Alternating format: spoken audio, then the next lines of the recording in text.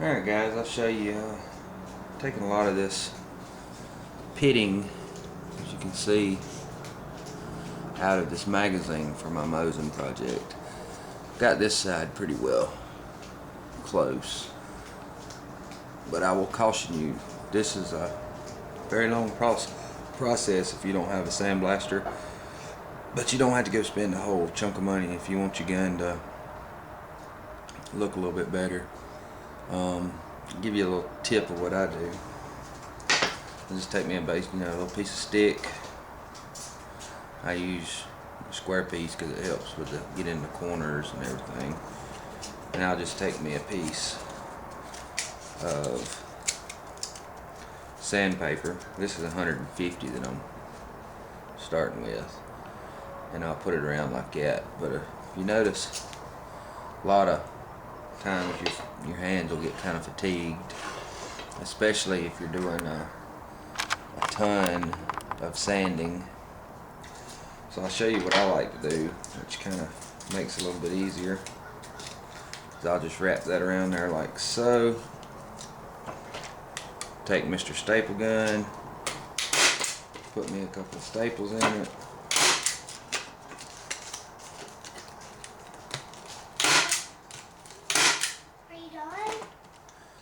And then you got your little sanding block. And it makes it a whole lot easier. Daddy, you found the staple gun. Yes. Makes it a whole lot easier to work on your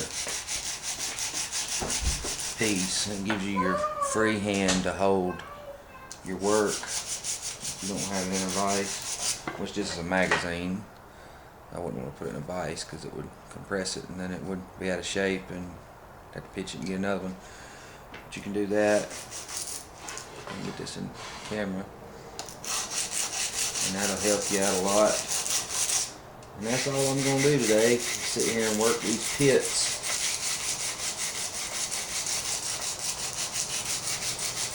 Out of this magazine, getting it ready for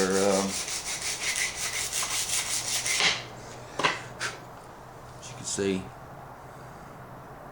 I work those pits out, and then I'll move up to I don't know, 220 all the way up to 500.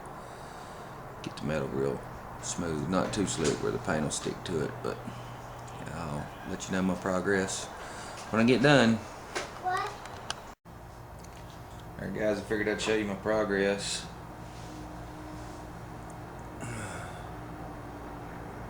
Got down, I don't know how good this is showing up on camera because I'm looking at the camera backwards, but got it down with started with 80 and then went 120, and I went over the top of it with just a steel wire brush on the old Dremel wannabe tool, and I got a lot of the pitting out. You can see that there's still some left.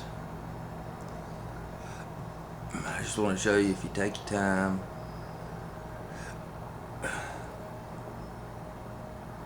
you can remove just about all the pitting. I've done the up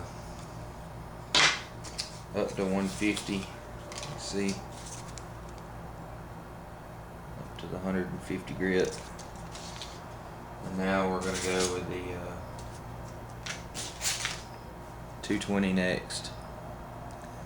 And I'll do it pretty much the same. I'll take my little stick,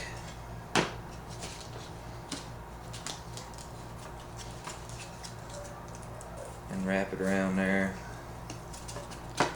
Shoot me a couple of staples in it, just so I ain't got to hold it.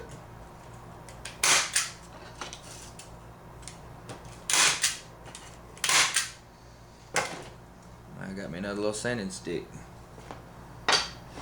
and I'll get back to just working it.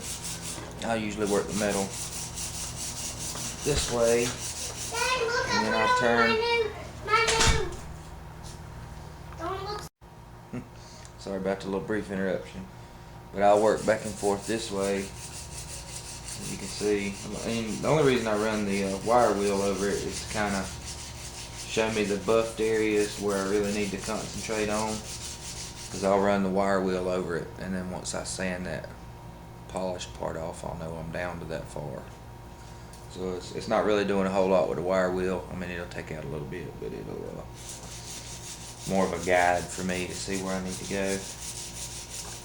Because once you get started on this kind of reflective, once it starts coming out polished, you know, kind of like the barrel that I did, start getting that stainless look to it.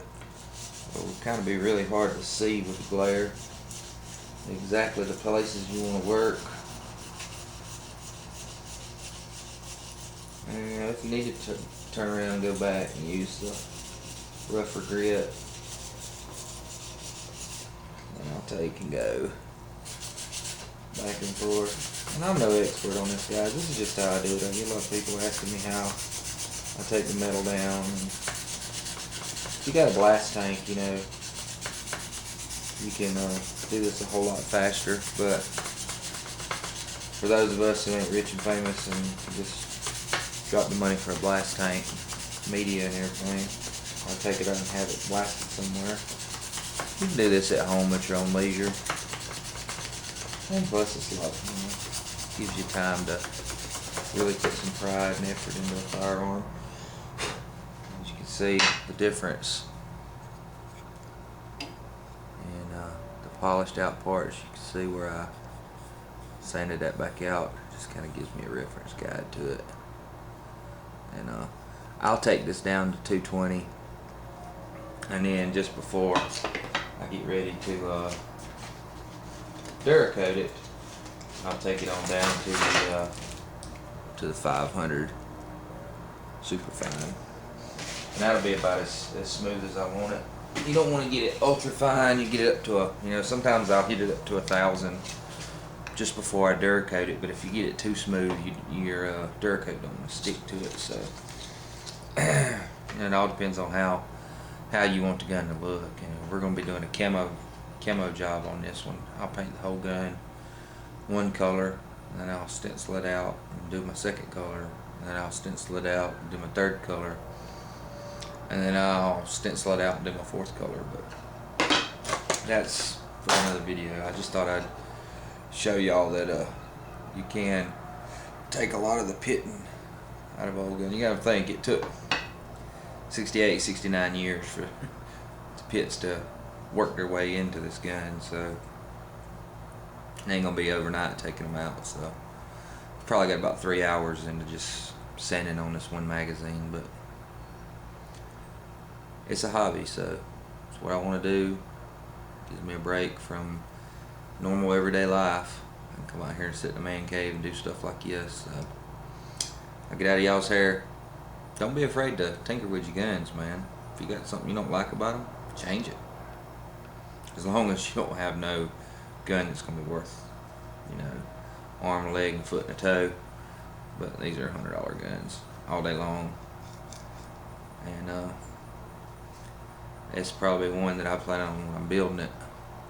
It'll look just like I built it 100 years from now, whoever owns it then.